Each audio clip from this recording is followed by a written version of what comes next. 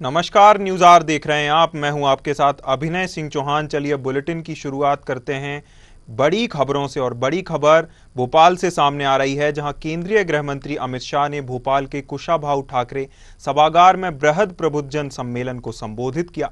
इस दौरान शाह ने कहा, वे पहली बार जब 2014 में मध्य प्रदेश आए थे तब यहां की जनता ने उन्हें भाजपा को 29 में से 27 सीटें दी थी। दूसरी बार 29 में से 28 सीटें दी। वे फिर से एक बार रिक्वेस्ट करने आए हैं। इस बार एक सीट की कमी मत रखिए, 29 की 29 सीटें मोदी जी की झोली में डाल दीजिए। शाह ने कहा कि आप प्रबुद्धजन सिर्फ मत नहीं देते, जनमत का निर्माण करते हैं। इसलिए आप सभी लोग मोदी जी के नेतृत्व में बीजेपी का समर्थन कीजिए और 400 पार का जो नारा मोदी जी ने दिया है उसे सार्थक कर दीजिए। हम वादा करते हैं कि भारत माता को विश्व गुरु के आसन पर प्रतिष्ठित करेंगे, भारत को दुनिया का नंबर 1 देश बनाएंगे। बीजेपी इसी के लिए बनी है। बीजेपी के करोड़ों कार्यकर्ता इसी राह पर चलेंगे।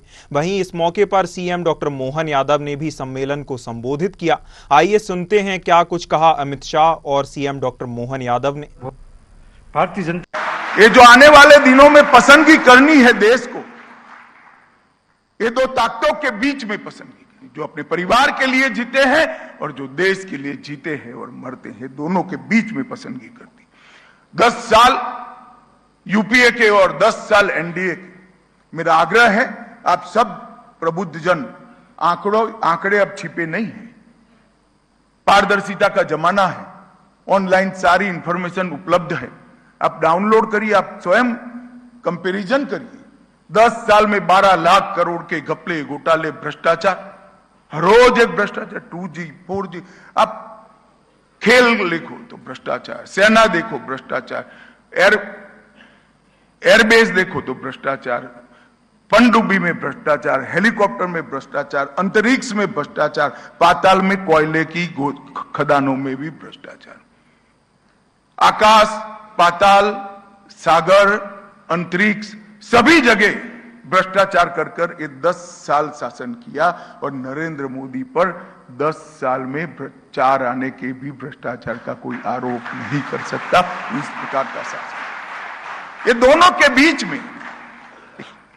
के बीच में हमने किस प्रकार का शासन था।